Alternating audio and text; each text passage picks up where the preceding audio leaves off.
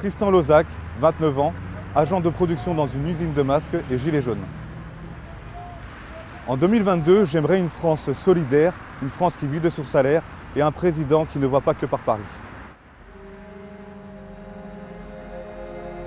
Ce que je veux dire en fait par rapport au présidentiel, c'est que j'y crois plus du tout. Ça fait 40 ans de toute façon que plusieurs candidats aux élections présidentielles promettent des choses, mais on sait très bien, c'est parce qu'eux, ils veulent être président et pas autre chose. Et on ne sera pas écouté. Donc non, aujourd'hui, il ne peut pas y avoir en fait de président qui représente le mouvement des Gilets jaunes, parce que le mouvement des Gilets jaunes, justement, il est de tous bords politiques. Extrême gauche, gauche, centre, droite, extrême droite.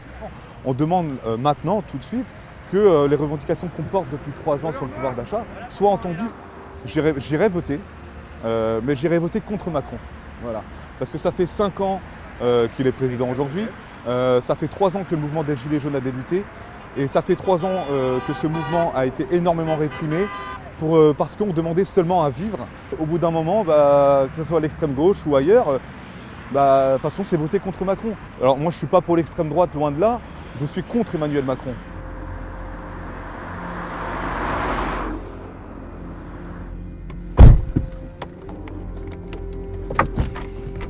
Je rappelle, le gilet jaune, on l'endosse parce que nous sommes des gens qui n'étaient pas écoutés, on était invisibles en fait. Et le gilet jaune, c'est symbolique parce que c'est une sorte de visibilité.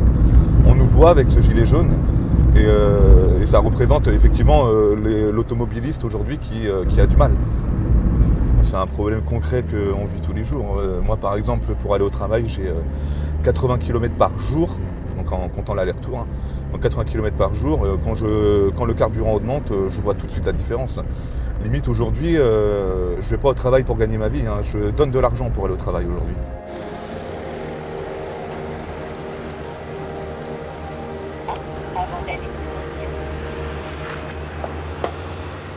Le symbole, c'est le carburant, c'est la hausse des prix.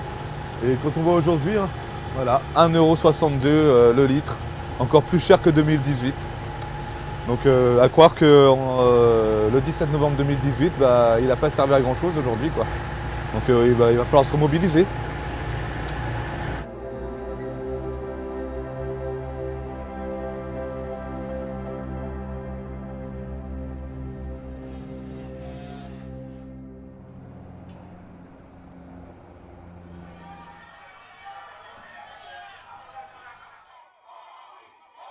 Ce mouvement a retrouvé cette fraternité qu'on avait déjà perdue depuis longtemps.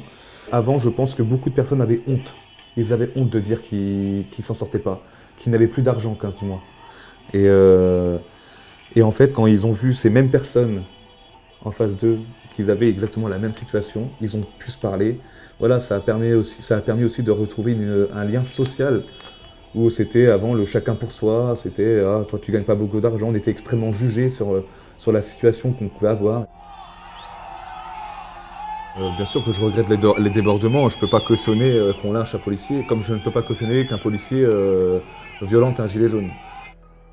Quand vous commencez à manifester et que vous voyez que vous n'êtes pas entendu et que la seule réponse c'est de la répression, je suis désolé, moi j'ai toujours appelé au calme dans le mouvement des gilets jaunes, mais au bout d'un moment on ne peut plus contenir les gens qui sont en colère. Il y a des gens qui n'ont plus rien à perdre.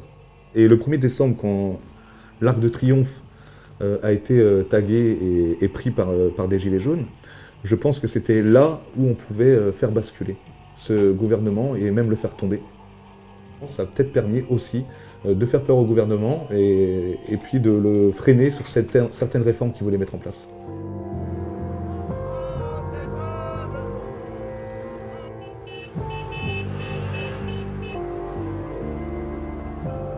Je pense qu'il est important d'expliquer aux gens qu'il faut se remobiliser et pas attendre les élections présidentielles, quoi.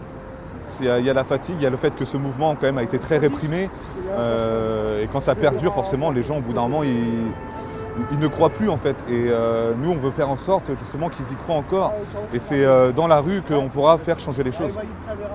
Aujourd'hui oui c'est compliqué d'être gilet jaune tout simplement parce qu'on a eu une image qui a été ternie par certains médias. Une image de raciste, une image d'homophobe, de violent, de casseur. Alors que nous ne sommes pas du tout ces personnes-là. Donc oui, effectivement, porter un gilet jaune aujourd'hui, ça peut être mal vu, ça peut être dur aussi de trouver du travail, j'en ai fait les frais.